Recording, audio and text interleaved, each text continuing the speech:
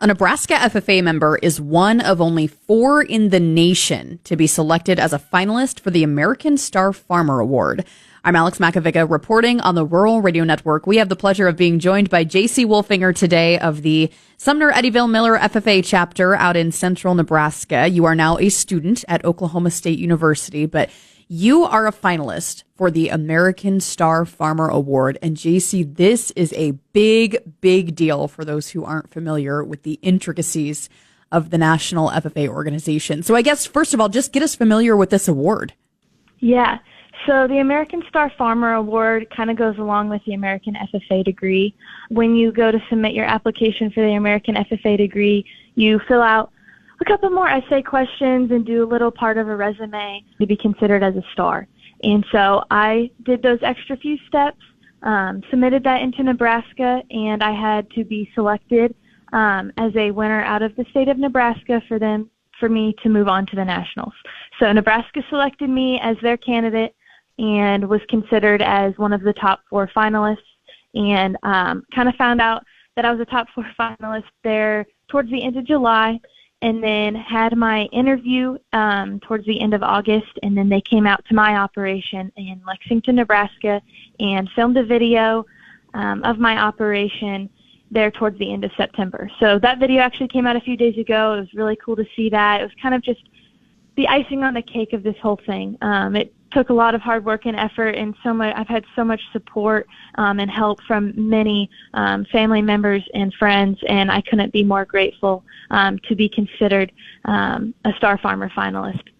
Well, Jacie, you mentioned that this award is based in part on your supervised agricultural experience, which is in the area of production agriculture, I presume. What is your SAE? Yes. So my SAE is a beef production SAE, considered an entrepreneurship SAE. And I kind of like to call it like I have 3 different profit centers. So my first one consists of my cow herd, which consists of my retired show heifers. And then my second profit center includes my replacement heifers that I've been very fortunate to raise out of those show calves. And my herd now consists of a herd of about 14 cows. And then my final profit center consists of my cattle feeding side of things, where that project really got started with a loan of $30,000 with 0% interest from my grandpa, Jim Poorman. I know he's looking down now, very proud of how far this project has come, and I know he'll have the best seat in the house there in Lucas Oil Stadium. And then I've been very blessed to make a profit on all of the 9 lots that I've closed out over these past 7 years of my project, and I couldn't be more happier to get to experience the cow-calf side, the feed yard side, and then now with my job here at Oklahoma State that I have in the meats lab, working with those graduate students in the research that they do in the meat science side of this industry.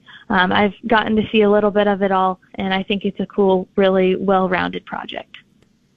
Jacie, I listen to you talk and I reflect on my time in FFA, and I had 2 cows, and that was my SAE, and I feel like that's probably pretty common. And you're telling me you got a $30,000 loan just for one of those little buckets of your project. What made you take that big launch as such a young FFA member? Yes. So I think it was just kind of the faith that I knew that my grandpa had in me. My parents moved from Ohio to Nebraska when I was 5, and that kind of took some confidence and a big leap of faith from them. And so thinking about that and reflecting on that, I knew that, if I wanted to kind of make my mark in the industry as well, that I would kind of have to make a bigger move like that as well. And, at that young age, did I really necessarily know what all of that meant or what that would all unravel to be? No, I did not. But I am very blessed to sit here today, seeing how far this project has taken me. And I think just those big leaps of faith and risk-taking is kind of the main push and goals behind this project. Very exciting. Well, you sit here now as a finalist for the American Star Farmer Award. You're getting your American degree over the weekend. But when all of that culminates, your experience certainly is far from over. What do you see? What are you studying right now at Oklahoma State? What do you hope to do? Yes. So I'm currently a sophomore studying animal science business pre-law.